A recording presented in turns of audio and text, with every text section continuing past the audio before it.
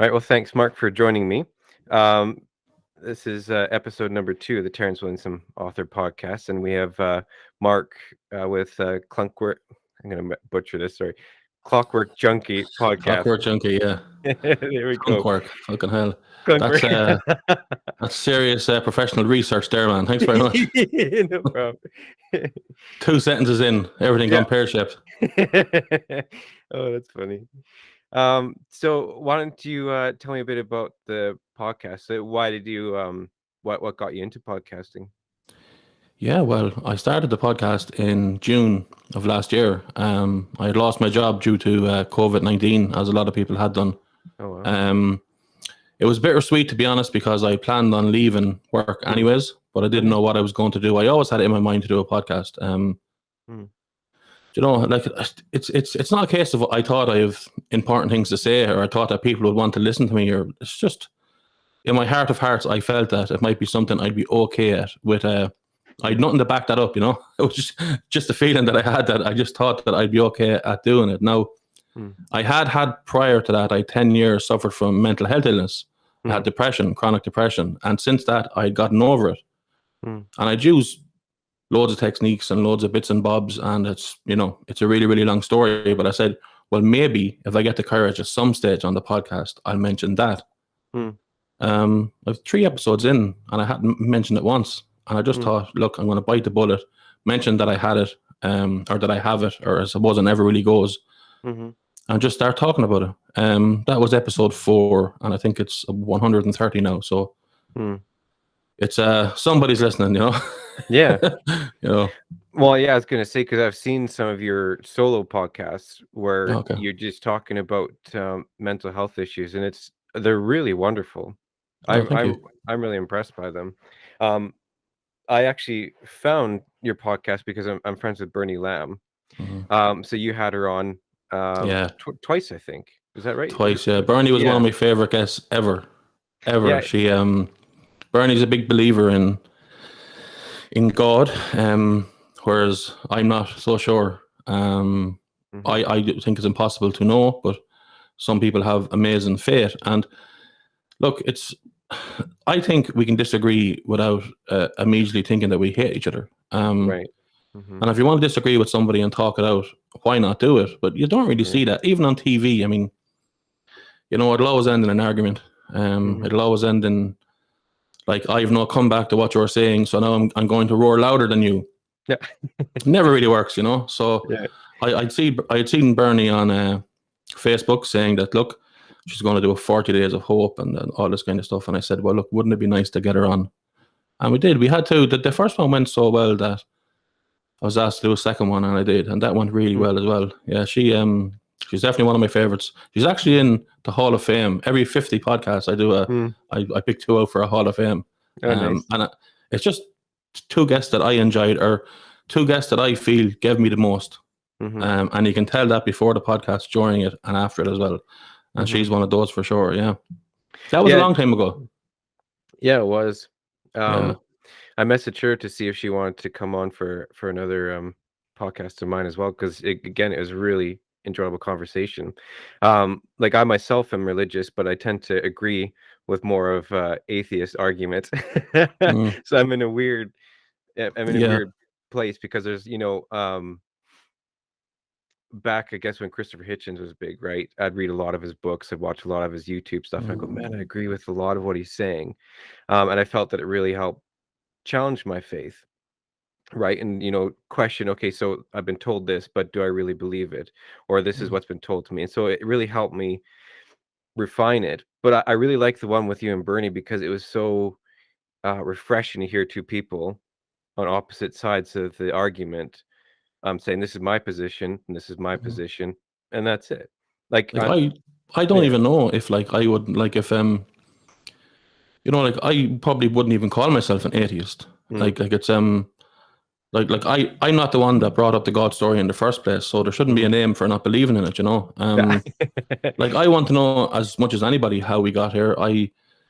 The wonder of the world, and animal life and the plants and all the other planets and the nebulas and the solar systems and the Milky Ways and maybe multi-universes. Yeah. I want to know all of that immediately, also, just as much as anybody else.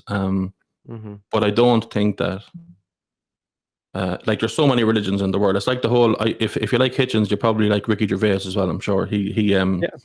does an awful lot of talking about that. And he says there's around 3,000 gods. So if you're a Catholic and I'm an atheist, as that word you use, like, you don't believe in 2,999, but I just don't believe in one more than you. You know, Yeah. it's not a stretch, like, you know. But I do wonder how we got here. It's for someone who's classed an atheist, I think about it more than a religious person would. You know, like, it's a fundamental answer. You know, I actually don't trust anybody who doesn't wonder that. To be honest. Yeah. Yeah. You It's know, true. Yeah. You if you're in your wonder. bubble going around watching TV and Mm-hmm. oh, someone got a flash of someone's skirt, oh, you know, and let's put that on the front page of the news. I'm not bothered in that. You know, I want to know where we came from. That's my thing. You know. Yeah. Exactly.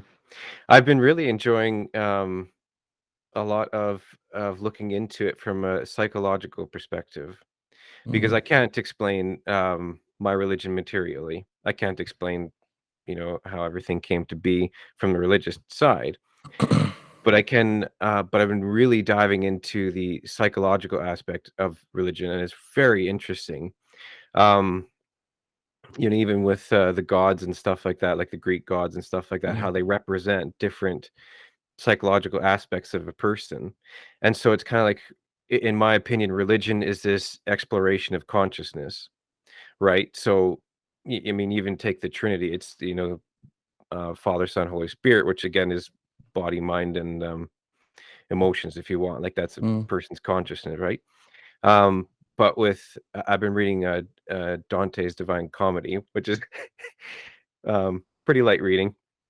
mm, Um, but it's so interesting because even like there's one part where they go to the fifth circle of hell, and Dante sees all these people on the beside a river, and they're all angry and they're fighting at each other and they're just scrapping. And so he asked Virgil, his guide, what's going on, and he said these are the people who are lost to wrath. But he said, and then Virgil says, and it's really interesting. He said um, there's other souls that you can't see, and those are the souls that are in the muddy river. And he says they're also lost to wrathfulness.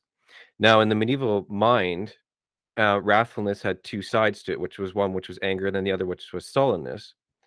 And so he's showing that these people that are lost to anger are both sides of it, right?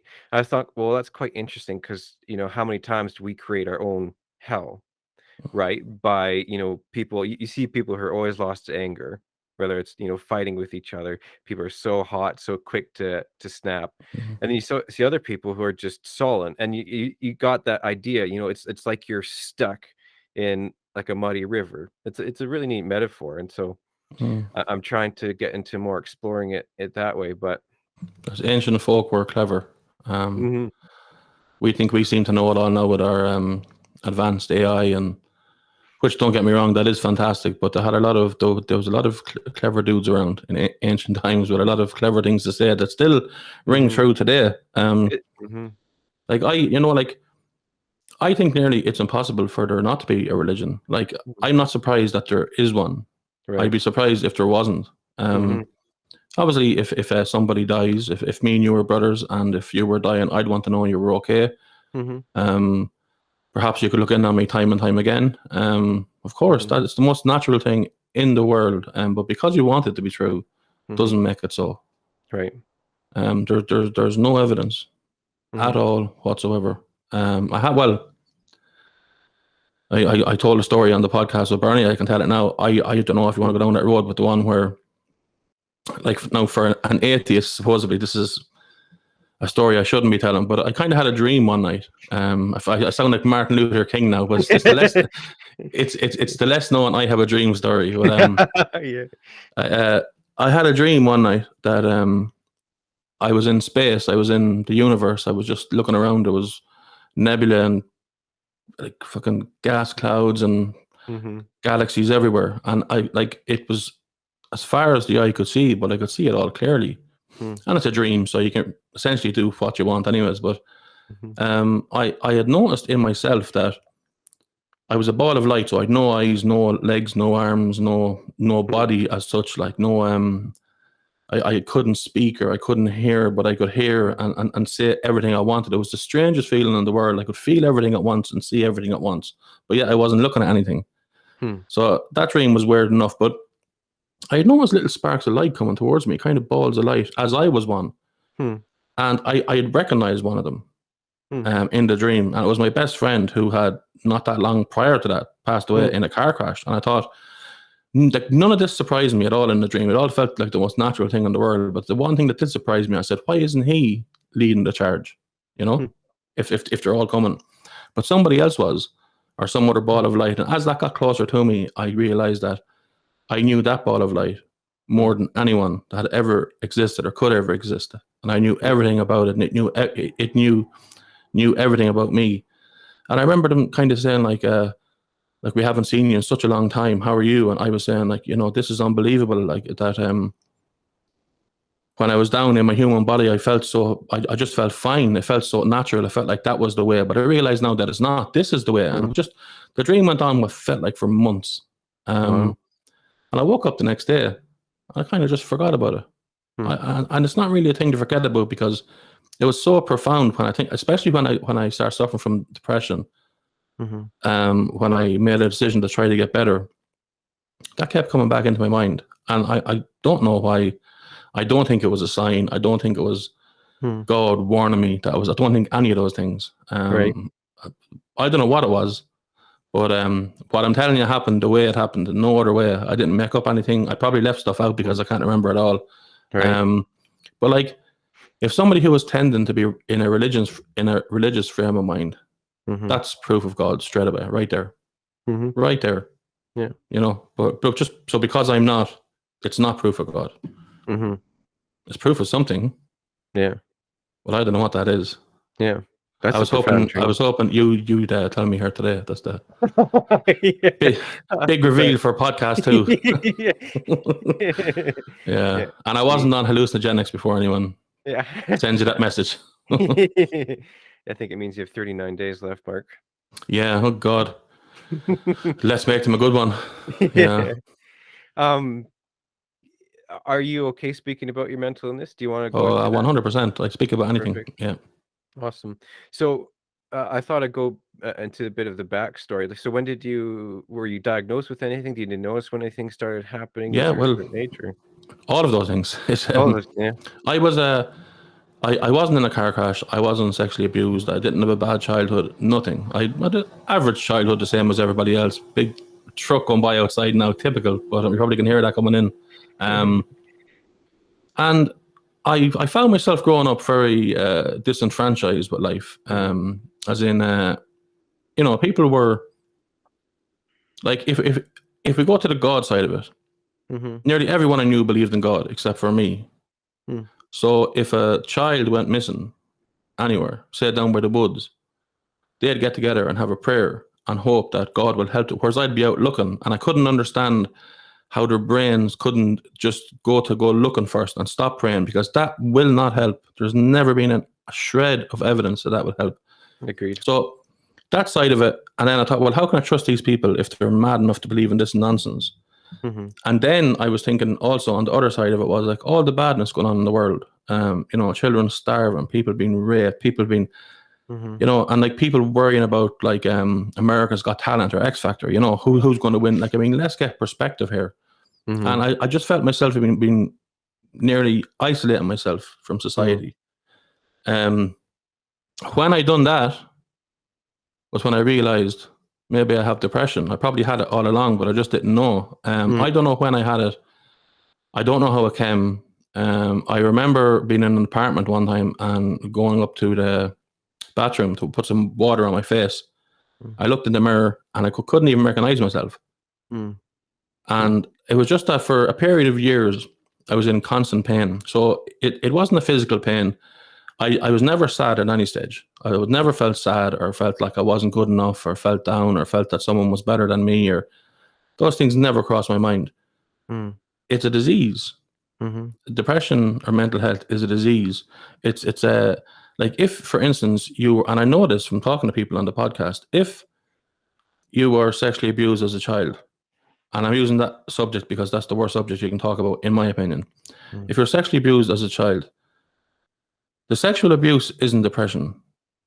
You may get depression from all of that happened to you, but even as an adult, you can put that to one side. You can get over it, realize it's not get over it, but it's realize it's not your fault, realize there's nothing you can do.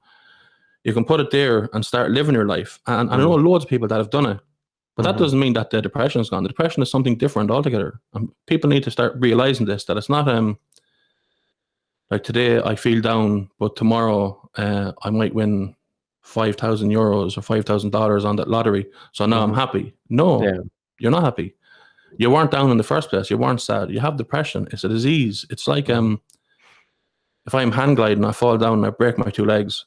And then the next day I win $5,000 on the lottery. I can't get up and walk. It doesn't matter. So it's very much like that. I realized that I had something, and like there's a much longer story than that. But eventually, I realized, look, I says I have depression. I know I have every symptom that happens. I better go to a doctor. I did. I went to a doctor. I was a bit nervous. Going in to tell someone I had depression because prior to that I was, what would you say, kind of belly the ball. I'd be making the jokes, the laughs, the fun. I'd be first one out. I'd be getting involved in everything. And I just said, look, I'm just going to do this because it just is something that I have to do. I found the doctor less than useless. He was terrible, absolutely terrible. Okay, what we'll do is we'll give you these tablets and there was no try to get help. There was no how do you feel. Oh, he did ask me, was I going to kill myself?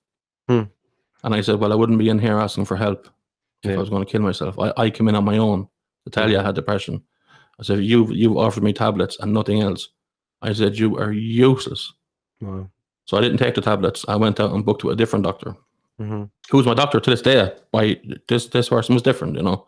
They're much better at their job and older as well. So, but so that's it's just the depression is so mad, man. It just hangs over you. It's a weight. It's like you can picture people that go scuba diving and you go down so far that you can feel the pressure of the water per square inch all over your body. It's like that non-stop. I used to do a thing and it was called white knuckling it, where my knuckles would be so white and so tense. But it wasn't on purpose I was doing it. I could catch myself and say, oh my God, why am I doing that? You know, this is crazy. Like, wow. So I said, I'm going to go talk to somebody. I went to a psychiatrist. This girl, such a nice person. She really was nice, kind, sweet, very, very knowledgeable. Seen her for 10 sessions. And after session 3, I realized that she's not going to help me.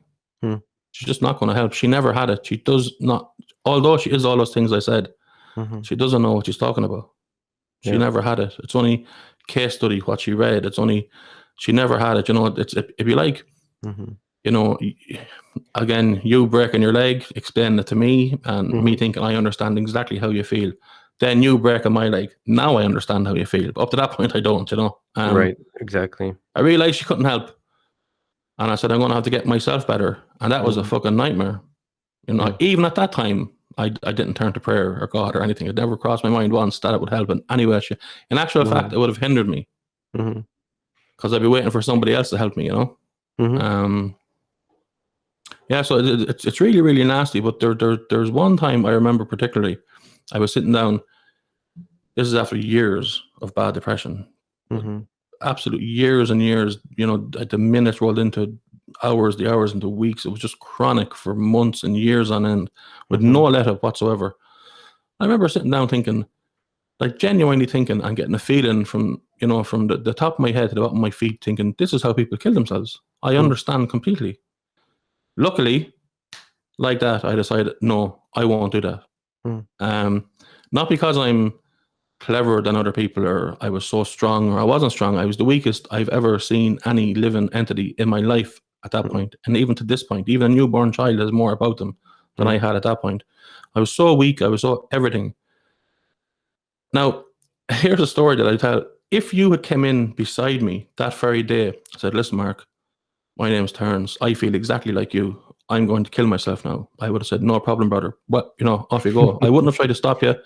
I wouldn't have, because I understood completely. So I decided not to do it.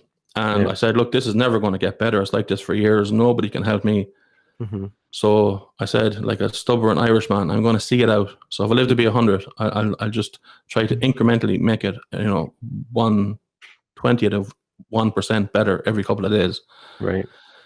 And see what happens. And I don't have depression anymore. I'm not on any tablets. I've cured myself. Awesome. But I work on myself every day. I know people say that all the time, and it's just something to say on a podcast or something to say to make them feel good or look good. Or I don't have that luxury because I know what depression's like. I work on myself every day. There's not one day that passes by to at least 5 or 6 things I don't have to go, relax, don't worry about it. Even now, because a small thing is nothing, but 1,000 small things is a lot. So I just don't even let it build up. And I learned it the hard. Like I never thought ever in a million years that it was possible for a mind, or particularly my mind, to be as strong as it is now. Like if an asteroid hit the world now and everyone died except for me, I'd be bummed out, sure, but I wouldn't. I'd still continue life. You know what I mean? That's just it, man. And you probably don't believe me, but I mean that from the bottom of my heart. That's the way I feel. But mental health is crazy. It's a disease. One very, very important thing is, like, you don't choose it; it chooses you. Yeah. I didn't want to grow up and be an astronaut and have 7 years or 10 years mental health illness. It never crossed my mind. It just came. And I suppose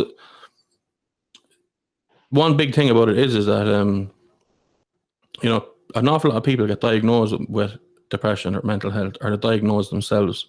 You don't need anybody to tell you when you have depression, proper depression, like real depression. You fucking know. There's no, I wonder now, and I kind of felt bad there the week before yesterday, and Thursday week then I got in an argument with Mary, and I'd normally no, there's none of that. It's like when your arms and legs are chopped off, you don't have to wonder they're chopped off. They're fucking gone. That's it. There's no But I think it's important to talk about mental health. It shouldn't be stigmatized. There's no. It doesn't mean you're weak if you get it. It doesn't mean that you're not a real man or any of that bullshit you learned when you were younger. That doesn't exist. It's not a real thing. It's all fake. Well, I agree with so much of what you said, and it's so profound. To realize that it is a disease. It's such, because when I had some issues as well. We lost our son to cancer. Oh God. So clearly we had some issues as well. And I remember going to the doctor because I was having some depression, and like you, I was kind of at the point where I didn't want to be without him anymore, right? I was getting to that point.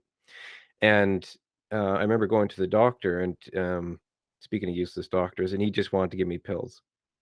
And I said that's not the issue here. The issue is, I've got some major things. I need you to recommend me to a psychologist or something like that so I can work through it. Because so he says, well, it's a disease, and if you break your leg or something like that, I would prescribe you morphine and put a cast on it. And I said, well, you're just treating the symptoms, right? You're not treating the actual thing.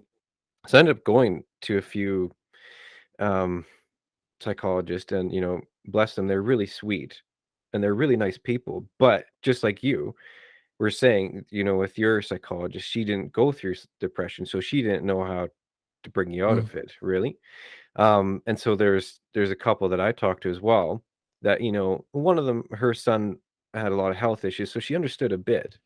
But it's just like how I tell to people who don't have kids. Once you have kids, it's like you cross this threshold and you realize how different it is once you have kids.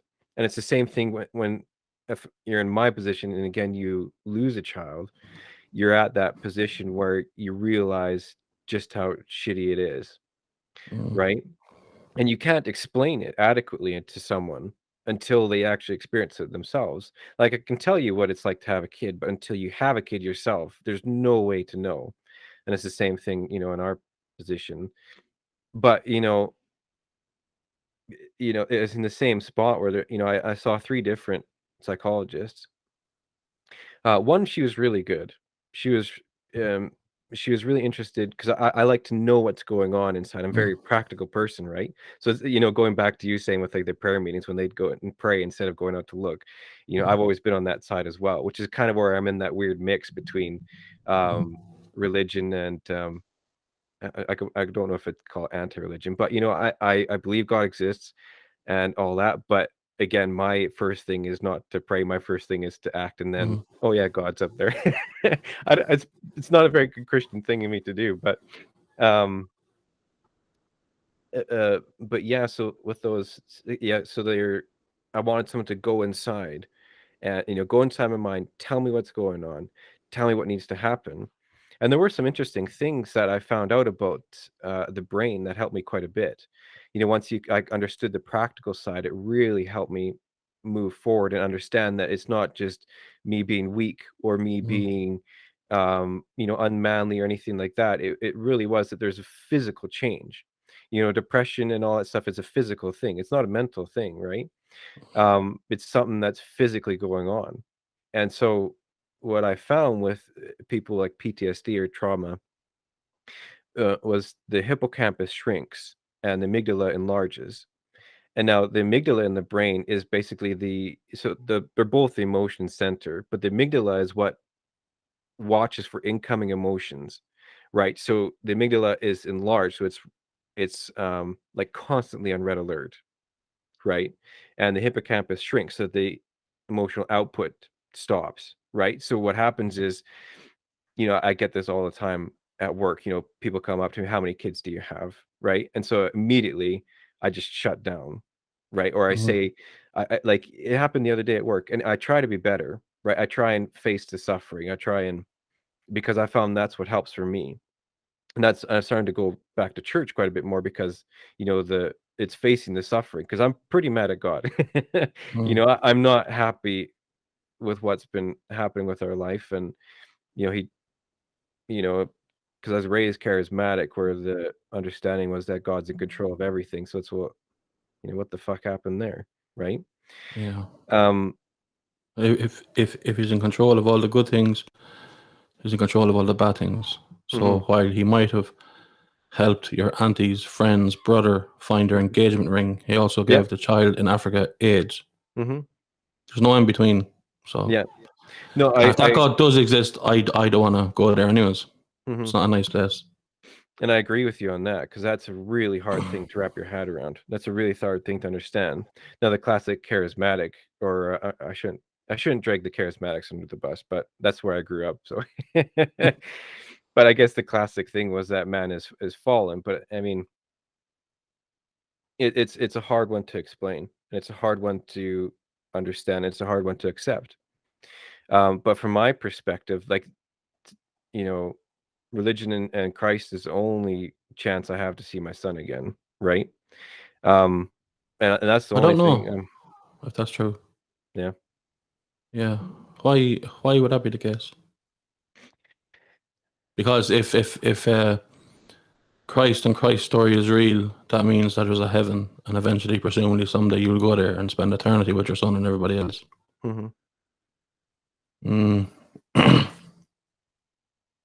Nah. You don't like it?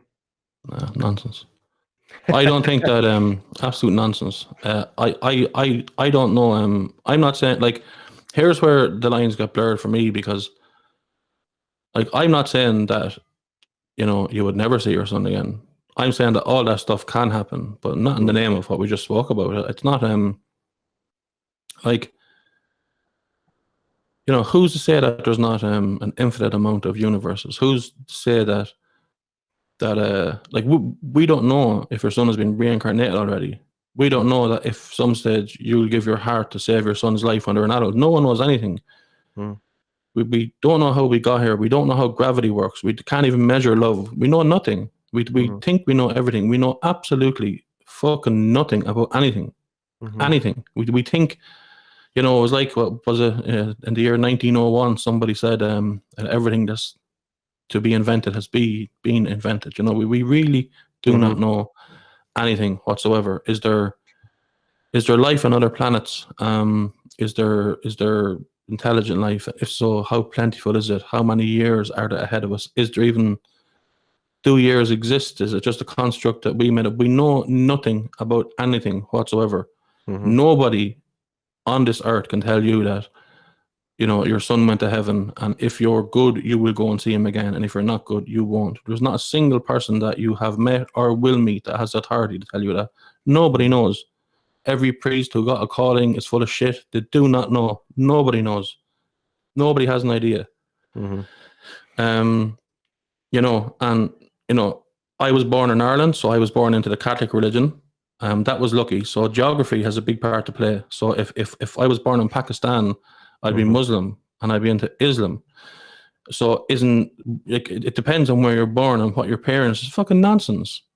Nonsense. And then there's some people that think, okay, look, it is nonsense. Maybe all the religions are the same. Maybe we're all talking about the same entity. They're like, do people think there's an entity that created the universe and is in charge of all things, and in all things is him or her or whatever, or them, and causes all the bad things and causes all the good things, and you know, it's like all the things that going on in the world, tsunami going on, refugees trying to leave the Middle East, but it's going to take 5 minutes out now because you prayed because you lost your car keys. Of course not. Jeez, like anyone who thinks that, oh, it's the height of stupidity, like, you know, and it's not that, like, I'm not calling the people who believe in a God stupid, because 99% of them are my friends, but I mean, I can't, like, when I'm talking to people like that, and especially going back to the mental health, when I say to them, like, this is how it feels, do you know what I mean? And they say, yeah, I know. They don't know what I mean, because they believe in something that's mad. It is mad. If everyone went like this now and all the memories were gone, in a million years there'd be no Jesus and the God, and it wouldn't exist. We'd still split the atom. We'd still make the airplane aerodynamics. We'd still figure out how to make glass. We'd still figure out all of the stuff that's here now would be right back here again, in maybe in a different timeline. You know, it's you know, but that doesn't answer the question. Like, you have to be more sophisticated than that. So if I am talking to someone and I'm a better arguer than them, I might win the argument. But when I sit down on my own, then I have to think about it. What did I win? Nothing really. I want to know the answer that they want to know, is that where do we all come from? I want to know the same answer. Just because I won that argument means nothing. I still don't know the answer. I haven't got a clue. If I thought that, you know, God was real and Jesus was real and that he was the Son of God and that we're going to heaven if we're good, and you would never in your life meet a happier man than me. I'd be so happy to know I'd see my mom again and my best mate again, and everyone else that dies between this and I die again, and, you know, live in peace and for eternity and love. Look, of course everybody wants that, but just because I want it doesn't mean, it's like, you know, when you're a kid, just because the biscuits are in the biscuit tin and you want them doesn't mean you can get them, you know. You know, but I don't know where we all came from. I don't know what the story is, but I wouldn't be that's one of the things that religion do wrong, like, you know, like it's almost, even if you want to give up on it completely, you can't, because it's the link between you and your son. That's not fair on you, you know. I don't think it's fair. Like, I miss my mum. She had cancer for 5 years. She's dead 2 years now. I miss her all the time. But, like, I don't even need to see her up in heaven. Like, I think about her all the time. I think about the fun we had, the times that with the things we done. I think about her all the time. I think somebody much wiser than me once said that somebody only dies when you stop talking about them, when you stop mentioning their name, you know. Right. You know, but I just don't know. But it was this kind of attitude as well that got me out of depression, you know. It was the very matter-of-fact thinking. Just because somebody said it doesn't make it so. You know, it's like, you know, if somebody's roaring and shouting, it doesn't mean that they know everything. It means that they've lost control of the situation. You know, I've often found like, I have no answers to anything, but doesn't mean I have to accept the answers that are there. That doesn't straight away lead to, because I don't know this, it must be this answer that you have that was given 2,000 years ago. With no proof whatsoever in any way, shape or form. And even if it was true, again, you know, I don't want to go anywhere where there's a God who gives children AIDS or doesn't stop a child from being molested or doesn't stop a child dying young or, you know, like there was a story in the UK a couple of years ago about a woman in her 80s. Some guy went fucking ballistic and had a samurai sword and chopped her head off in her garden. So she lived to be 80 years of age, and that's how she died. Huh. Now, that's one of the most gruesome things I ever heard. That's like, think of all the good she done and all the nice things she done and all the people that she helped and all the prayers that she said. You know, oh, it was meant to be. I don't think so. I don't think so. I agree. I don't think so. Man, that was fucking hard, man, losing a child. What age? He what was age? 2 years, 2 months, and 2 days. What was his name? Lucian. Lucian. Yeah. So I we love that name. yeah. Yeah. I like to tell After Lucifer. well, Lucifer is the good name. Yeah. Yeah, so yeah, Lucifer, Luke, they all mean light. Yeah. It's funny. I tell people that I got it from Lucian, the ancient Roman poet, but the truth is we're watching what's that world under the movie Underworld, and With Kate Beckinsale. yeah, Yeah. and the lichen I think on it, his name is Lucian, and we fell in love with the name. Yeah. Well, that's where I heard it as well. I've actually seen that movie 2 or 3 times. No, It's yeah, yeah, that's fucking rough, man. Jesus. yeah. So he was 6 months old. When we took him to the doctor a couple times. Speaking of useless doctors, we took him to the doctor a couple times. He said, "Oh, he's just got a virus. He's just got something."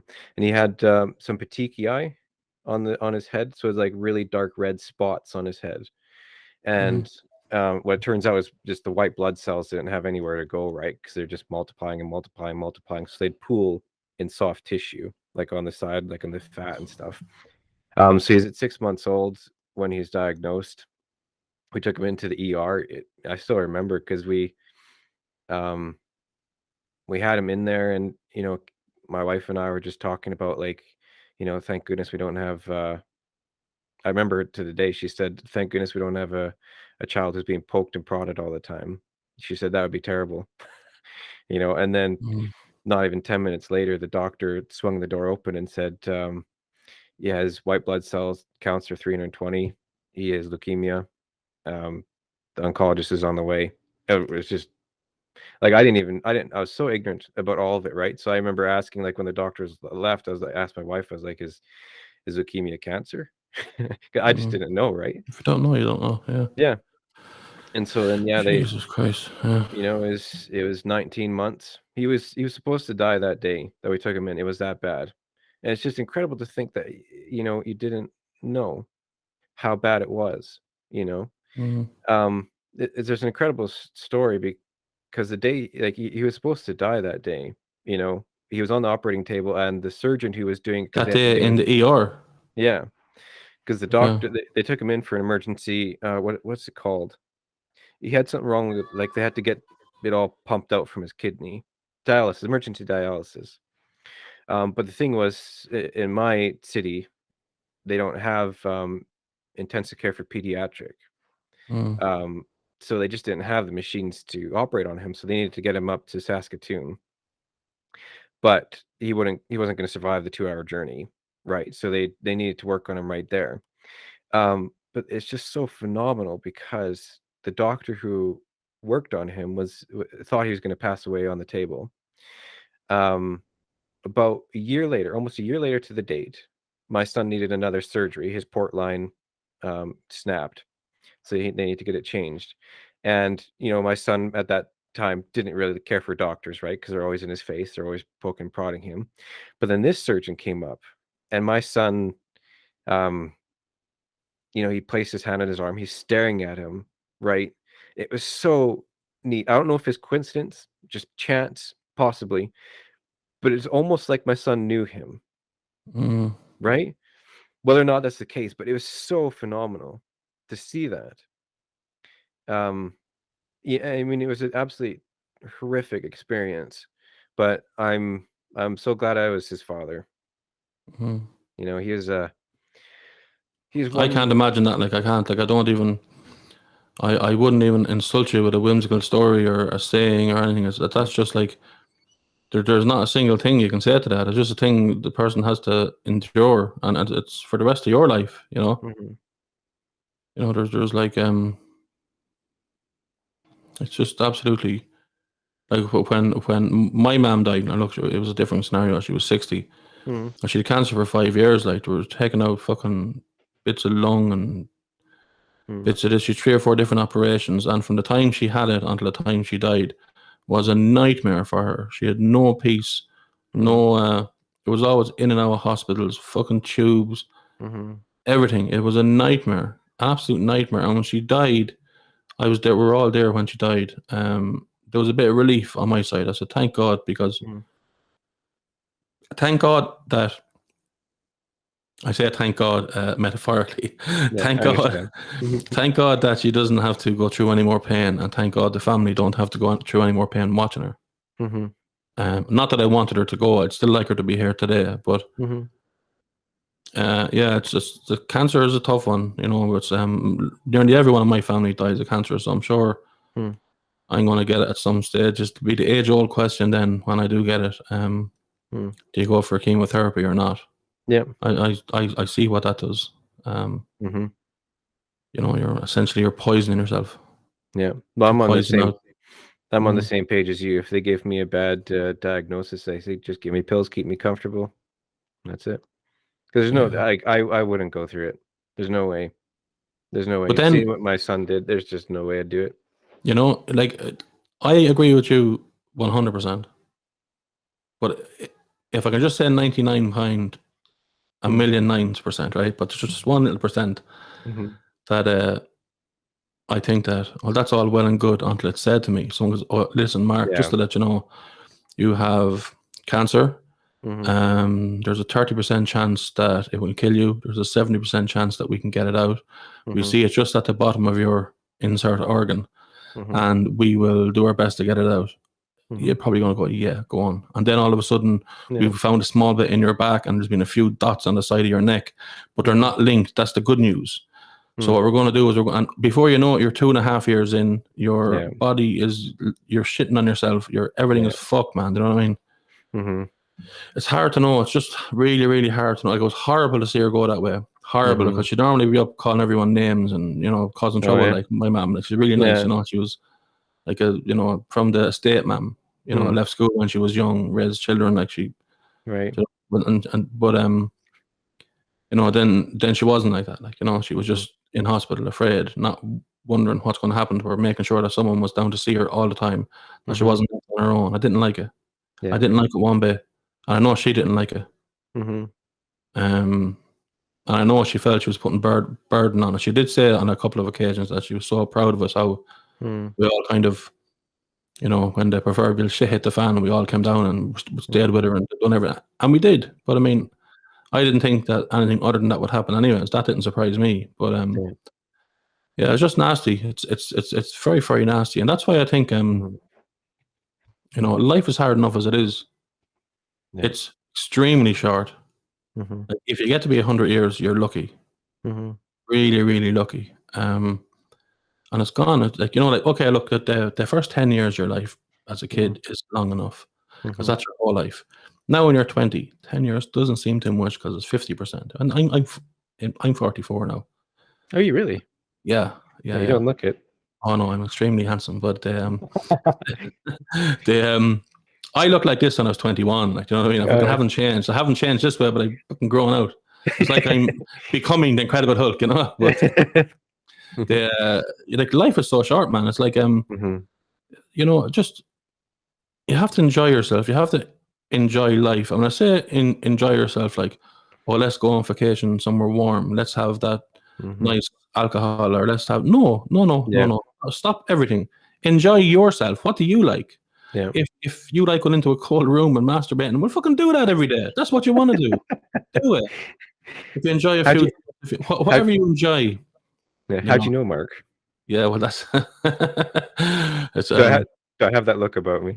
Well, oh yeah, look, absolute 100%. There's no doubt about Well, I'm a Liverpool fan, so you never it. Yeah, know. no, look, I spotted that. I was nearly going to turn off the computer when I seen it.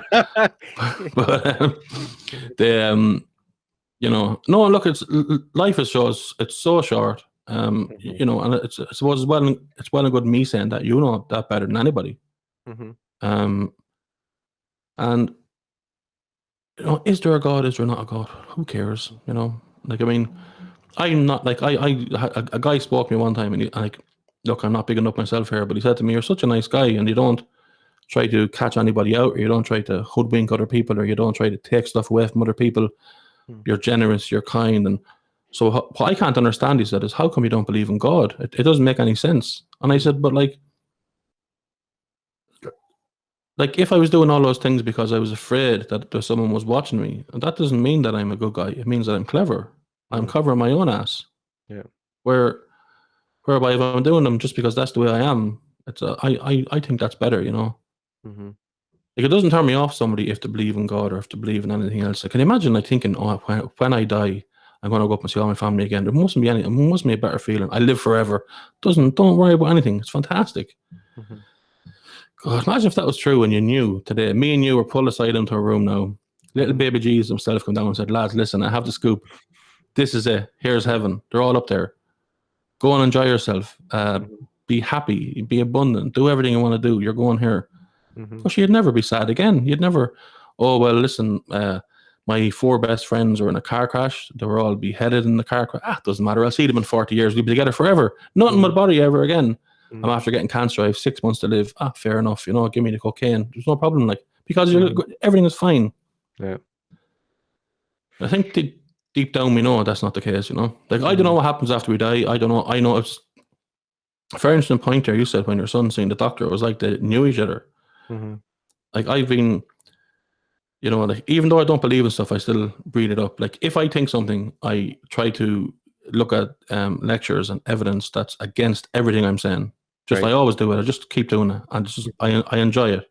Mhm, Uh, but I'm always looking for to see how could there be a God, or how could there be somebody else, or how could there be. And that story you told about your son. There's people born who, when they're 6 or 7 and they're speaking to their parents, mhm, can say like that they lived on the other side of the world and were married to mhm, Joe Bloggs, and that she was a receptionist at joebloggsfactory.com. And when mhm, they look it up, there is that person. And sometimes they go and see them and they can tell them about their, that's the mhm, whole reincarnation thing. I don't believe in that either, but I mean, mhm, like, at least there's evidence for that, where young kids who have nothing to gain can say that mhm. they've done it, Yeah, that stuff is really phenomenal. And I was thinking about Yeah. this the other day because I've heard stories about people who have had heart transplants. And what this one guy was saying was that he would have never listened to jazz music before. He hated it. After the heart transplant, he found himself wanting to listen to jazz all the time, Mhm. right? So there's a really neat thing about how memory isn't mental either. Memory is a physical property, Mhm. right? So the memory doesn't always it's not always just in the mind either. But in cases like that, I'm always wondering, and this might be a bit out there, but I'm always wondering if that physical property of that memory passes down, right? Yeah. I don't know. I don't know. It I was just easily, thinking. but the point is, it easily could. Hmm. And if the most intelligent person that has lived on the earth to this day tells you that you're wrong, I wouldn't Hmm. listen, because we don't know yet. It's We true. just don't know. Hmm. That could be true. How can somebody who gets a heart from somebody who was a pianist know how to play piano, who had never played prior? It's Hmm. impossible. It must be muscle memory. It must be something. Hmm. Like it has to be something. But I just don't know what it is. Hmm. But it doesn't mean it's God. Hmm. It does not mean it's that. Just because we don't know, you don't like it. Sometimes people have to be okay in not knowing. But then again, hold on the other side, it doesn't mean it's not God either. Like, Hmm. Jesus could have been the Son of God. All the other religions could be wrong. That could be the right one. Hmm. Exactly what the Christians are saying could be right all along. And you arrive up to the gate, and there's one of the boys saying, "Now I told you," and I Hmm. said, "I'm so sorry." Do you know what I mean? Yeah. You know, and I said, No, oh, well, what about all the kids that got AIDS? What about all the people who were hurt or there was on the say, look, we told you he works in mysterious ways. And mhm, when you come in past the gates, you'll find out all that now, of which you're mhm. not coming in. Oh no. But, Yeah. Oh, that's funny. sorry. Nah, can't see it.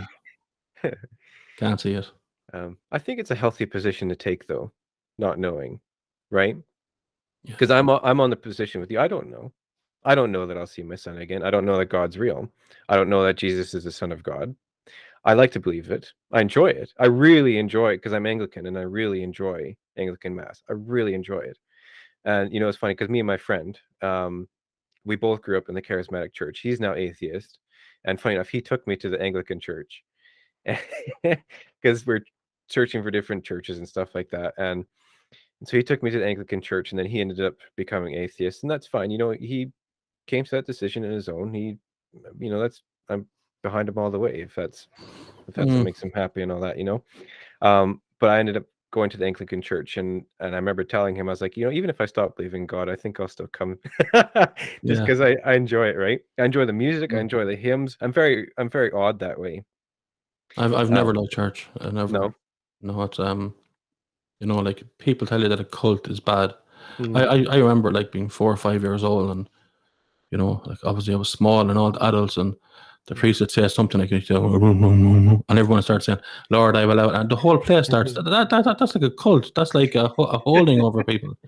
I actually found that frightening when I was younger. Oh yeah. Here's a guy that I know that's a policeman who's supposed to be Mm, here to protect us, saying, mhm, only say the word and I shall be healed. And what are you doing? Have mm. respect for yourself. Stop saying that to a man up there who probably molested someone. Get out and do other stuff. Oh, that's great. Jesus, do you know what I mean? Yeah, yeah. I People hear just you. go around in their bubbles all the time. And I'm not saying, by the way, that Mhm, I'm right and follow me and thou shall be free. Don't mhm, listen to the word I say. I don't know either. But at least mhm. I'm admitting that I don't know. Yeah. You Yeah. know, it's your mate there that there's a lot of people like that who would have brought others into the church, and then as time passed, realized like that, look, Mhm. this is fucking nonsense. There's no like, is there?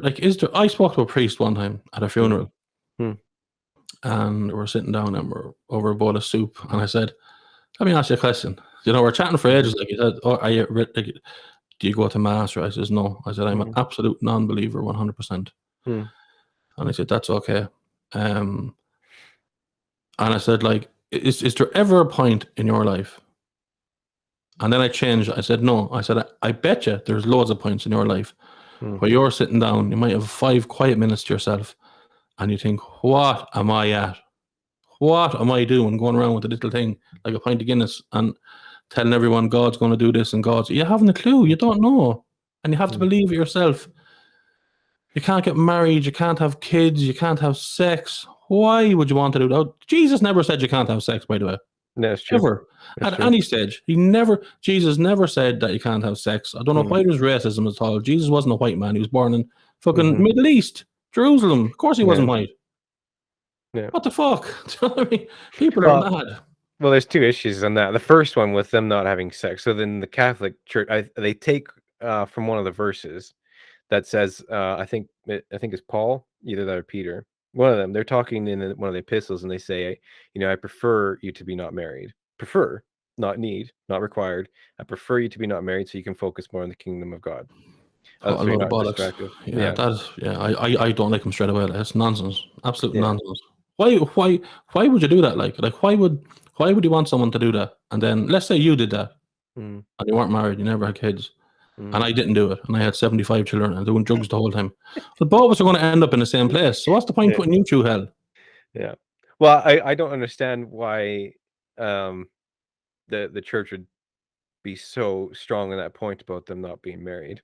And I think we've Mhm. seen a lot of damage come from that. I mean, back in the day, like it didn't really matter. Like if you look at the height of potpourri, is that the right word, potpourri? Potpourri, is Uh, that not the fragrance you put in a room? oh yeah, that is. Yeah. Yes. The You want to brush papacy. up on your Bible, bud? The papacy. Like you see how the corruption in there is so Yeah. extreme. That's, Like what's his face? yeah. The Borgia Pope. You know, they had orgies at the palace. It's like, Yeah. um, So your man, that Pope Innocent, I think it was in the 1000s mhm. or 1100s. The Belgian Pope, he killed millions in Africa. Like Did he? it was absolutely. Hmm. Was it Pope Innocent was his name, I think, or Pope something. It'd be It's, ironic if that was his name. it's absolutely crazy what goes on. Yeah. You know, and it's like the victors write the history books, you know. So like you can, like, it's like if in the States, like, you know, we're fighting for our rights. Well, every single one of you are an immigrant, bar the Mhm. Native American Indians. Every one of Yep. you. So you can't say you're building a wall or Mhm. I'm a true American. You're not. You're Mhm. related to one of my great aunties or uncles. That's who you Yeah. are. Nobody else. Just because you were born there. It's absolutely nonsense. Mhm. Nonsense. And No, if don't even get me started on land. There should be no land. Mhm. There should be no. Oh, where do I like? Ireland belongs to the Irish. Mhm. No, it doesn't. It's a piece of fucking land sticking up from water that at any stage could fill back in, no problem, with a different change in a tide or an asteroid or anything, or an Mhm. earthquake or whatever. Nobody owns anything. Mhm. No, you can't build a wall to keep the Mexicans out. Trump, did you ever hear? Jesus Christ. Like, what's going on there, man? I mean, it's like Mhm. fucking the inmates after getting control of the asylum. Like, I don't know what's going on. I don't know Yeah. what's going on anymore, you know? It's I don't believe in land. I don't. Mhm. It's not I don't believe in it, but I mean, like I've never, as an adult growing up, thought about when I seen Mhm. people from different countries coming in here that, oh, they're in here taking our jobs. They're not in taking ours. It's not our jobs. It's not in here. It's the Mhm. world. We're on it. We're all on it. It doesn't matter. Mhm. It doesn't matter if I arrived in your hometown in the morning. I wouldn't walk down feeling inferior that I'm not a hometown. It wouldn't even enter my head. Yeah. This is the world. I'm its, and it's mine. And I just Yeah. go, and that's it. I could never understand that. I can't get my head around racism. I don't understand it at Well, all. I don't know. it's just like what Mark Twain said. Travel is or perspective. Something about he said that it's so important to travel because the more you travel, the greater perspective you have. I'm Yeah, paraphrasing him, and yeah, perspective is fatal to prejudice, 100%. right? You're a clever Because man, Twain. yeah, well, I paraphrased it, but Yeah, yeah, yeah. so yeah, it's so true because I've traveled quite a bit myself as well, Ireland a few times, and Sorry. um you know, I remember being there. I was in Northern Ireland a couple times, and you know, learning the history between North and the rest of Ireland. And it's so true. Like if you step back and get a bit of perspective, you understand it's just a chunk of rock, right? So, It's just that's all. arbitrary lines drawn in the sand. Mm, But it's so interesting how the human psychology it's crazy. accepts it as real, but This is it's our not. country. Let's have a flag. I was even laughing at the Olympic Games in Tokyo. You Mm. see, like, people come out with a flag, like, and boom, boom, boom, boom, boom, boom, boom, boom. What are you doing? Get a life. And that's what we're saying about, like racism. I can't understand racism. I Mm, don't understand it at all. I can't. I don't know where you could find any hate. I don't like mm. every single person at one stage had a granny who was black in Africa. Yep. Everybody. Hmm. So obviously, if you move up, you know, from Africa into, you know, up into Europe and where the sun doesn't shine as much over years, Darwin evolution, the pigment in your skin is going to get lighter or whatever the case may be. Yep. But that doesn't make any any color of the skin like superior or anything. It's Hmm. nonsense, absolute nonsense. It's Hmm. I don't care. Like I can't even understand it. Hmm. I can't understand it. I can't understand how black people are allowed to be slaves Hmm. or how they thought it was okay. I can't understand. Um, you know, I just don't understand it. I can't get my head around. It's not that I'm dumb. It's that it Hmm. makes no sense. I can't make an argument to go, yeah, that's why we should hate them. Number one, Yeah. there isn't any we. Yeah. Because the person that's we would knife you in the back in 2 seconds if they thought they could get advantage of you. So there is no we, and if there's no we, there can't be a Hmm. them. No Yeah. fucking way. You Well, know. it's so incredible how humans are so tribal, Oh right? yeah, yeah, Like yeah. if you understand that a human is a tribal primate, I think you understand everything there is about human psychology and human behavior. Mm-hmm. Because like let's say we go back to Ireland, back in the year 900, they would draw the It is, lines you as know. well. Yeah, they would like, you know, what's that say? I said easy now because I Oh, probably don't know this, and I'm from yeah. Ireland. You Okay. go to Googling as you're talking. What's he Ireland going to say 900. next? You go back to like Ireland in the 900s, and you see the different Celtic tribes, right? They all found reason to hate each other too. And now, it's so crazy because the psychologists say that a human's tribe is about 150 people. It's a magic number. 150 is a magic number, right? So I have about 150 people in my tribe. You'd have 150 in yours. People like co-workers, family, and all that stuff. That's usually our scope. Sometimes it can be bigger. Sometimes it can be a bit smaller, but that's the magic number. I don't know why it is. Psychologists don't know why it is, but 150 is that number. But yeah, I agree. It's so strange how you can look at someone, especially with how much we know right now about genetics, about where we came from, how you can look at someone with a different pigmentation and say, oh, they're not allowed to do this, or they're not allowed to come into the country, or they have to behave as a second-class citizen. It's very odd Because with how much we know. It's understandable if you could say, for example, I don't like being around people who curse a lot because that's not the language that I like, and I like to explain myself differently. So I would prefer to go to a bar, for example, where there isn't that many people who curse. All of it, like in Ireland, a curse is a verb. Yeah. We'd say, rather than say things are great, they're fucking great. It doesn't mean anything, But I can kind of understand that. I can like not liking someone for the color of their skin is not the same as not liking somebody for their height. It's irrelevant to the person that they are. Absolutely irrelevant. Do you know what to say? Like people say here, I seen someone that's homeless from insert European country that's in Ireland, looking for 10 euros or 20 euros, and they're only going to buy cigarettes and wine. Of course they are. They're homeless. What are you going to do? Invest it in fucking Dow Jones. If I was homeless, I'd want cigarettes and wine as well, just to keep me warm at night, just to keep me sane, keep me from killing myself. My God, get a grip. Yeah. People think that their position can't be changed at any stage. Everything you have can be taken off you in 2 seconds. Yeah. If and look, my family has a history. If me and you found out we cancer right now, every single thing that we have, the importance of doing this podcast is nothing anymore. Yeah. Now we have bigger fish to fry. I find that the rudest people, that the people who are less tolerant of anyone, are people who to date had an easy run of it. Anyone who's went through any torture or turmoil or any moments or long periods of despair is usually kinder than others, I believe. And it's the same for when I was starting this podcast. People told me, but sure, there's loads of podcasts now. Like, you think you're going to be as big as Joe Rogan? There's very big ones in Ireland that get 5 or 6 million views per week. You're never going to get as good as them. So who are you going to bring on? What would you have to say? Got that 1,000 times. Really? Oh, absolutely. Why? Sure. Why? Who's going to listen to you? But nobody who was ambitious or nobody who was trying their own stuff said that. It was only rats that said it. The world is full of rats that don't want to do anything. But more importantly, if they're not doing it, parents not doing it. Yeah. Like the amount of haters you have, you don't even know, because you're a successful author and you can get up and talk about it, and a subject matter that you know little about, you know more about, you're talking about it, and you have fans for it. They fucking hate you, man. They hate you. Whereas I'm trying to do something positive.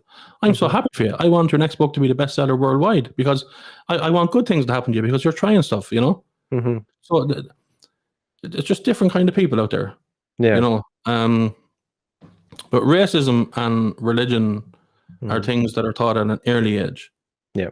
So you're a Liverpool fan. I'm a Manchester United fan. Like, it wasn't that both of us supported Chelsea until we were 20 and then changed our allegiance. Yeah. It's when we were kids. And it's indoctrinated into us, Yeah. And racism is the same. Like, when you're born, you don't wake up thinking, well, look, I'm a black child, I hate white people, or I hate Asian people, or I'm a white person, I hate, but whatever fucking combination you want to use, you're taught it. Yeah. By this tribe, as you mentioned earlier on. But in that tribe, you're taught all these things. Now, you can get old. as in like late teenage years, early 20s, and say, okay, well, look, I'm going to learn my own stuff and I'm going to make my own decisions, and then maybe have your own opinion completely. But unfortunately, few people do that. Well, whatever ideas were put into their mind when they were younger is they're the ones that stick with them. So if their parents didn't like black people, you now don't like black people. If their parents believed in God, I don't know, let's just say Orthodox Church, you're an Orthodox Church. If you're Mormon, if they're Mormon, you're Mormon. Whatever, that's what you are. Regardless if you are or you aren't, that's what you are, and you just go with it. Nonsense, like absolute nonsense. There's no, like, the further you go back, the more it unravels. You know, it's all nonsense. Nobody knows why we're here. Nobody knows who exists, who doesn't exist. It's not there is a God or there isn't a God. It's there is a God, there isn't a God, or a billion other possibilities. It's not one or the other. Like, you don't have to fall into one or the other camp. You know, maybe we get reincarnated all the time. Maybe we're living in a simulation. Maybe we're a zoo for a multi-year advanced extraterrestrial race. All of them are just as equally possible as Jesus is the Son of God. There's no one. Like, you could even argue that there was a point in evolution, going back to Darwin's evolution, that there's one point. I'm not getting into this because there's a point in it where all of a sudden our brain just grew, like, you know. So did that grow by an advancement, maybe by like a kind of a little booster into our brain systems, you know, to make us evolve faster? Nobody knows, you know. People say it's because we start getting fire and start cooking meat, so the protein went in more. But you can't grow from that to that, as far as I understand it. But then again, what do I know? Nothing. So I don't know, man. How do you find podcasting? This is your second one, is it? Oh, yeah, I love it. Absolutely love it. What made you decide to do it? Well, I've always kind of wanted to do it. I thought it'd be. I thought that's it'd be the best reason. Yeah, exactly. Yeah, and because I I want to. Yeah, and I, you know, I'm like, I am an author. I got all my bestsellers beside me. I've seen that. I can't take my eyes off that Liverpool jersey. It's absolutely vile. No. That's what surprised me. To like, I'm in a process of writing a book about mental health, and you know, I'm finding it almost impossible because I'm a talker. I'm not a writer. I can say something that I'm going to explain to you and have it in my mind and write it down. And then when I go to explain, I won't use any of the words I've written down at all. I'll say something else. Like, so because you can write, it's amazing that you want to be able to talk as well. You know, that's two kind of different things. Yeah, speaking of Christopher Hitchens, he said something that scared me to death. He said, if you want to be a good writer, you have to be a good talker. And I said, oh my God. Because I'm not good at talking. Naturally not. I'm pretty quiet. I'm very, like, my characteristics and my personality is very amiable. I usually just like to let the other person talk, let them feel like they're good, having a good time, pleasant experience with me. But you haven't fucking shut up since I started here. Right. But I see, the thing is, this is why I choose guests like you, because I really enjoy the conversation, right? And so I really, really enjoyed it. I did like my first podcast was with my brother, so I don't know if it really counts. Yeah. But you know, because even this morning, Kelsey said, "Are you nervous?" And I said, "Oh no, I was really excited for this. I'm really looking forward to it. It wasn't a stressful thing for me at all. So I you know, so that kind of gives me a bit of what's the word? Not courage, I guess, but excitement going forward with it. You know, I got nervous sometimes before podcasts. Even now. Oh yeah. Sometimes. Yeah. It's Does it depend on the guest to you, or is it just? It's nothing got to do with it. It could be. It's irrelevant who it is, and it's absolutely irrelevant how much feedback or how much what's the word? How much knowledge I have, or how much like it doesn't matter. It's so sometimes I sit there and I go, right, well, the last podcast has 7,000 views between YouTube and Spotify and all these places. First of all, how did that happen? And then secondly, what the fuck am I at here?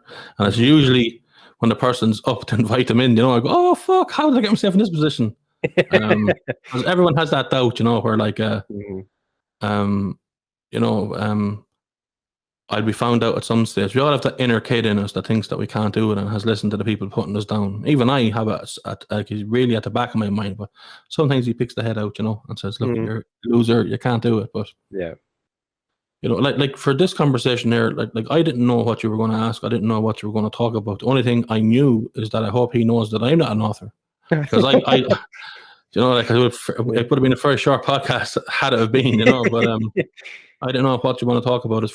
I think podcast is fantastic because you can say what you want when you want, and you get to know, you get to see into a person's soul, you know. And the more you do it, and look again, it's not what's the word I'm looking for? It's not being like a put down to you or anything, but the more you do it, the more comfortable you'll even get talking about yourself, and the more and it's it gets very, very easy after a while. You know, very easy. It's quite the art form, you know. And people say that. I don't know, man. I really don't know. I don't know that. That's. But you're a natural at it, though. So it might not. You see, I used to write down questions. Now, look, sometimes I do. I write down 3 or 4 questions. I put them there. You can't see them on the camera. The person's ready to go. Let's do this. And then it's over. And I think, I fucking never looked at the thing. I had loads of good questions, you know, because I could start talking, and then somebody could mention, oh, have you seen the new episode of The Walking Dead? And I'd say no. And then an hour and 25 minutes later, we're talking about a zombie plague in South Africa in 1812. And I haven't asked you, how have you been since your mother passed away? Do you know what I mean? The podcast goes a different direction. Yeah. And that's it. Like, you can't do that on radio. You have to be advertising all the time. And you have to be saying the right things. And you have to be like the thing about it is that I'm willing to be wrong. That's the thing about the podcast. You have to be willing to be wrong. There's a chance that every single thing I said here today is wrong, because I don't know. They're only my opinions. And that's okay. And I found that over time that I've got loads of messages of obviously well done, and from you're absolutely brilliant to you're the best podcaster in the world to I can't believe you have a microphone in your house. You know, you're useless. Like, you're absolutely the worst podcast I ever heard in my life. Boring, fucking jeez. Yeah. And everything in between. But I kind of don't get too high or don't get too low. Yeah. You know, it's just I think you'll do well, man. What's the name of the podcast? It's gonna be Terrence Williamson Author Podcast. Jesus. Yeah. So I just wanted to try and TWAP. Yeah. Coming at you every Tuesday, 8 p.m. What's that? WAP? TWAP. TWAP. TWAP. Yeah, but there's that. Isn't there that song by Cardi, whatever her name is? Cardi B. Yeah. See, man, listen. I'm after losing music now. I don't know what's good anymore. I'm same. When I was younger, it was like I'd sit there and I'd say, oh, who's that? Oh, that's such and so. He's number 15 in the charts, but he was in the top 7 last week. How is so out of touch with that? Now, if I'm watching a quiz, it could be a celebrity version of it. I don't even know the celebrities. I'm just gone to the dogs. I really am. I promised myself that I would never do that, you know? Yeah. But it just doesn't matter when you go, what age are you? But just a matter of interest. I'm 33. Jesus Christ. Yeah, I look older. No, you don't. It's just like you're an author and everything at 33, like. Well, yeah. Well, the thing is, after we lost our son, I wasn't working for the 2 years. Well, it was 19 months that we're basically in the hospital, so I wasn't working, and people were so generous and so kind. And I felt guilty for not working. Why? Well, I just thought, there's sometimes, we'd be in the hospital for 2 weeks and we'd be home for a week, and then you just kind of around the home. But in my opinion, I never thought we'd go down that road of losing him, right? And so, I was so glad that I did take all that time off, that I got to be with him 100% of the time. And then after that, I went into a job that I just hated, because, I just came from hell, and I was going into a job where I was a collection agency for our insurance company. And people were just not nice. Worst job in the world. One of the worst jobs in the world. People don't want to do it. People don't want to give money. They want to get it, but they don't want to give it back. I'm the same. Yeah. So I was in that job. I just hated it. Yeah. And so what I did, like, after he passed, is I before I went back to work, I ended up writing a book about him, just about his life, and kind of getting my emotions onto page, and what I was feeling and what I was believing and all that stuff. And it was a really, really positive thing for me to do. And so after that, I thought, well, I was like, I really enjoy writing. So I tried and I did a first historical fiction. It was terrible. I ended up just unpublishing it because it was just bad, right? This is my first try. It was understandably bad. And then the next one I did was the Mistress of Auschwitz, and then that got popular and people wanted the next one, so I ended up getting a trilogy, and then That's been highly received, hasn't it? it has. There's been a Yeah. few There's negative, it's but a trilogy, isn't it? yeah, Yeah. yeah, trilogy. There's been a few negative, but for the most part, it's been pretty positive, which really gave me the energy to keep going and to do the next ones. Yeah. And so now I'm still working insurance, just in a different department that's quite a bit nicer.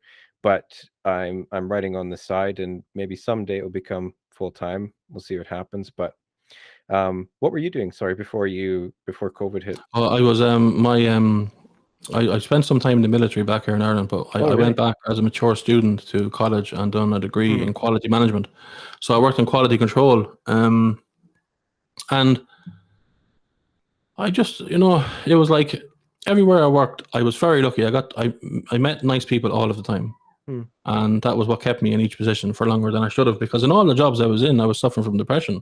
Yeah. Some mornings it was very hard to get up and go in.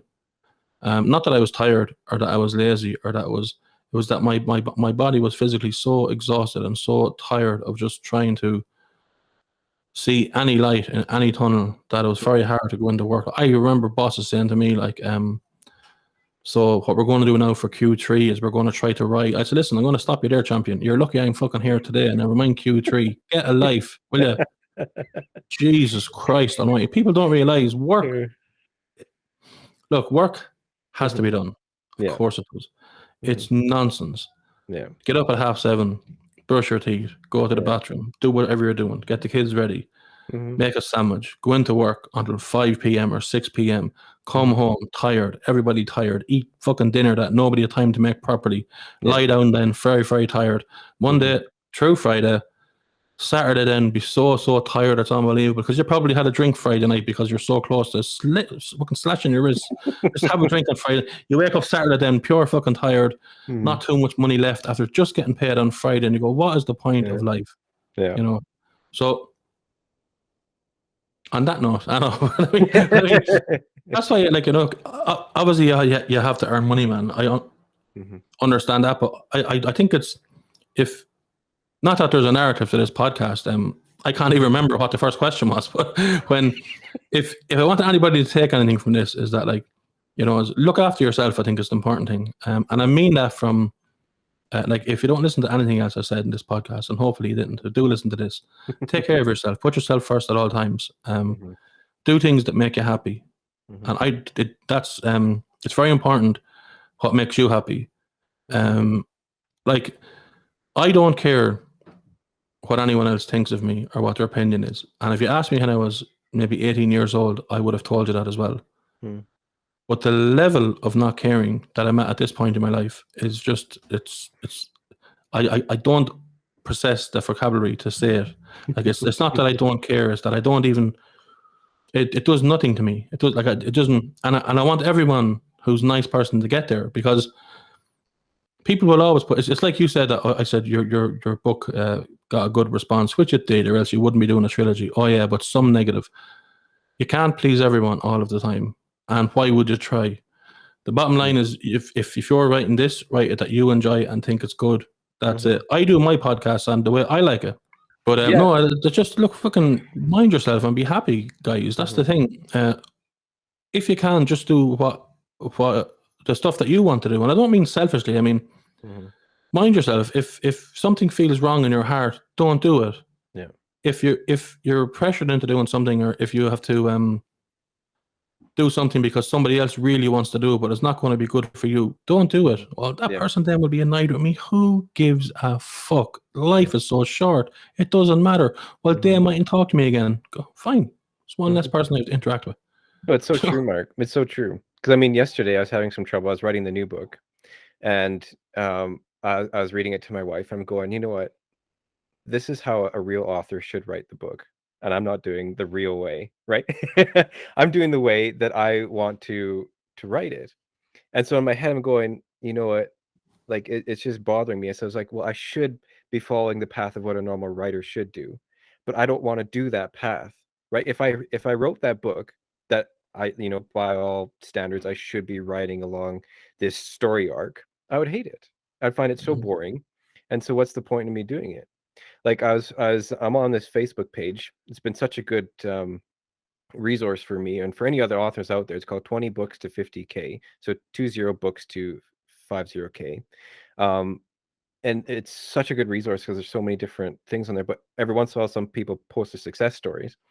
And this one girl, she made me mad, and I feel bad. I shouldn't be mad, but so far this year, she's made $100,000.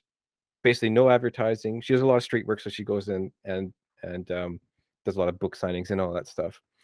I was like $100,000. So I researched her and I saw what she's writing. And it's paranormal romance, right? And it's just garbage. And so, but that's what the market is. The market is paranormal romance, and there's a new thing called bully romance. I think it is. I've What is never it? heard of bully romance. Like it's high school bullies, and it like they. I don't know if it's like the girl or the boy, and there's also like reverse harem or harem, however you pronounce it. Those are so popular right now. But I couldn't write to market because I would just hate myself for it. Like I couldn't Yeah. write to If it paranormal doesn't romance. interest you, it's very hard to But you do have to take care of yourself and look out for you. And writing these kind of books is not going to make me as much money, but it makes me happy. So But it might make you a lot of money. maybe we'll see. No, but it might do in the future. Like it's like some of the best even paintings. It's years later to make loads of money. Mm-hmm. Like you're not even technically. You're like probably what, you're 33, was it? Yeah, 33. Yeah. So you're 33% of the way through life. You're not. Yeah. If this was a this was a football game and you're losing 1-0, you'd still think there's loads of time to come back and win. Yeah. It's there's nothing to suggest that they won't take off. There's nothing to suggest that when you're finished that the next one might be very bad and the one after that could be the biggest book of all time. Nobody knows anything. Nobody knows. True. Not even your editors, or not even nobody knows what's going to be the next big thing. Nobody knows what idea is going to work. Well, in the past, it doesn't matter a fuck about the past. Things change all the time. People don't realize that things change all the time. Nobody knows anything. And you're right. Keep doing it your way. So J.J. Abrams wrote Lost and stuff like that, and on his movie script, like he'd have they're on the plane, big loud noise. Someone turns to somebody, and the people go, "What do you mean, big loud noise?" And they say, "Well, yeah, you have to put down like what it sounds." And he says, "No, just a big loud noise." And they said, "We don't do it that way." And he said, "Well, you do now." And this was before he had a deal. He had no deal. That's the way he was doing it, and he was going to direct it and everything. So he wrote it that way. So you're right to do it your way. And look, I know. Trust me, I know my podcast could be better, as in, could be more professional. It could be much slicker. It could be a lot of different things. But then it wouldn't be my podcast, And I just do it my way, like. And I don't think I've been looking at some different podcasts, and the thing is that you want to get the people who follow you to watch your podcast, and people who follow you really like it because they really enjoy your content, right? And I found a lot of their podcasts out there. They have really slick cameras. They got all the lighting set up. They got it look so nice. The background, they got lots of nice plants and all that stuff. But something in me doesn't trust them, right? Because I feel like they're just in it for the money, right? Or they're just in it to get YouTube hits or to get YouTube views, make it quick, make it fast. Where, someone like you're in it for the content and you love it, and you're in it because you love doing your podcast, right? And that's why I do want to make money as well. I mean, I want. Yeah. Like you said something very interesting there. Like, my goal would be, I'm at this now, 15 months, and I genuinely think like I am putting in at least 40 hours a week, because I'm so far ahead of myself with different things. And when there's a change on my podcast, it didn't happen that week. It happened 3 months ago in my mind, and it's there's loads of different. Even now, it's all changed. Like the one that's out today is nothing like the one that's out next week. It's complete swing around. And I would love this time next year to make enough money to let this be my job. Yeah. And to do that, you need sponsors. Yeah. I have been offered sponsors before, but it's like someone said to me, if you do a 30-second vignette of our online casino, and if you do it for 2 podcasts a month, we'll give you $300. Now, I know $300 is not a lot. Yeah. But I said, no. I said, I can't come on. Hey, how are things? Mark here. Welcome to the ClockWork Junkie Podcast. This is episode 150. incidentally, I know your job is shit and you're very little money. You're scraping money all the time. But why not lose your last $20 here? I couldn't do that because Yeah. it's not my thing. It's not my Mhm. it's just not my thing, you know. And I think the people that listen to my podcast would know, oh, he's been forced into this. You know, it's Yeah.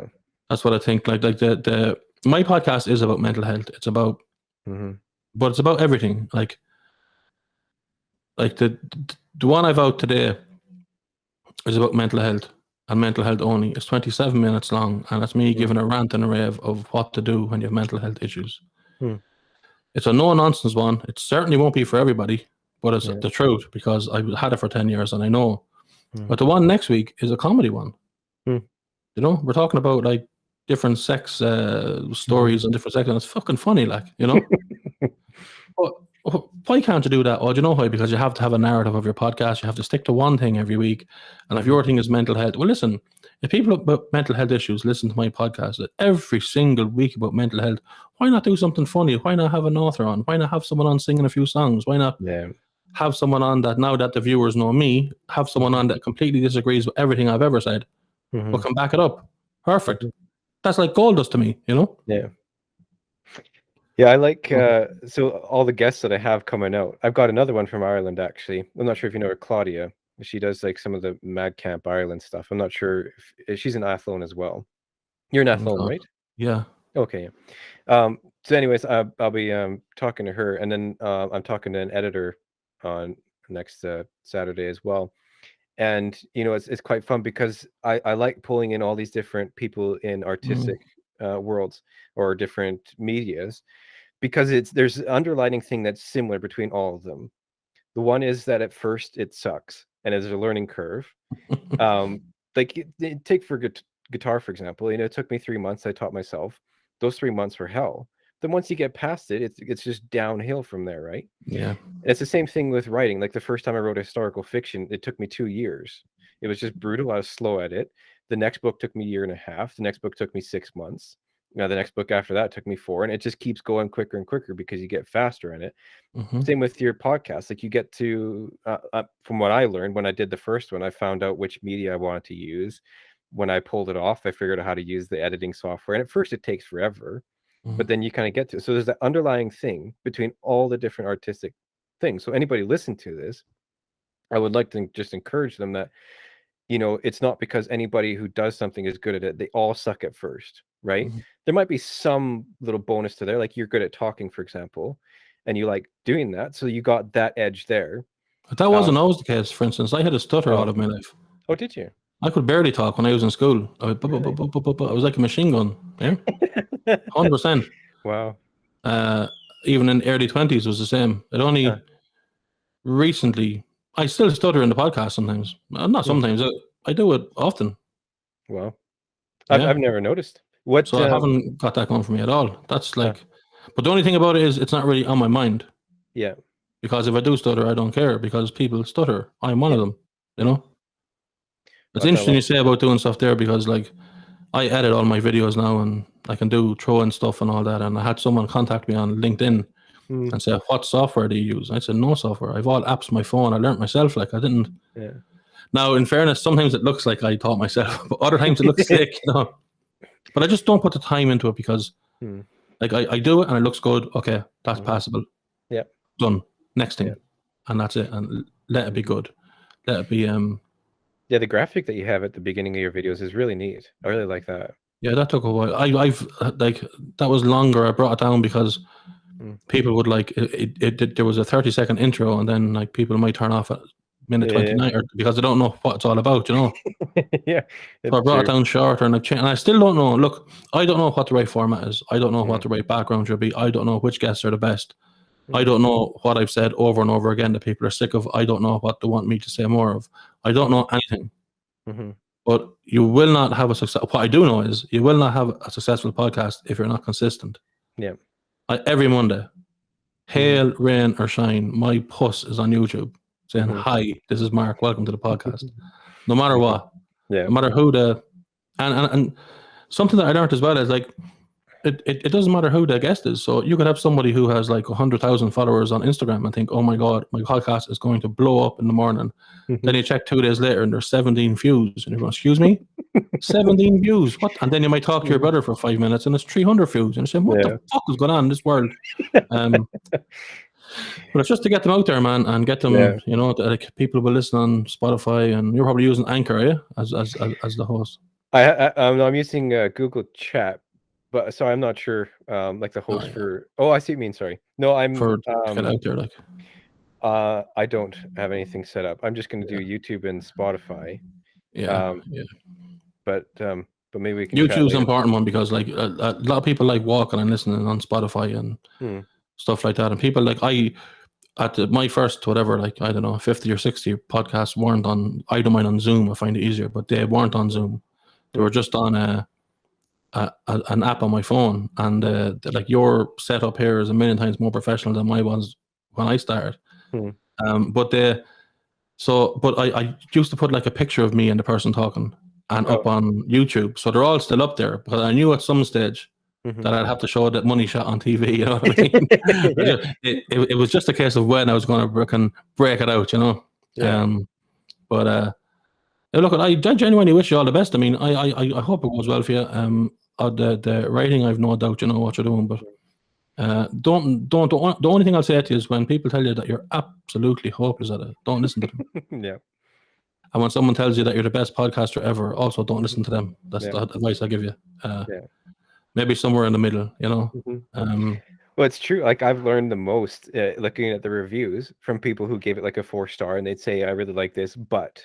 Right. And I think if you're in this doing podcasting, doing writing, doing music, you cannot grow unless you take the feedback, right?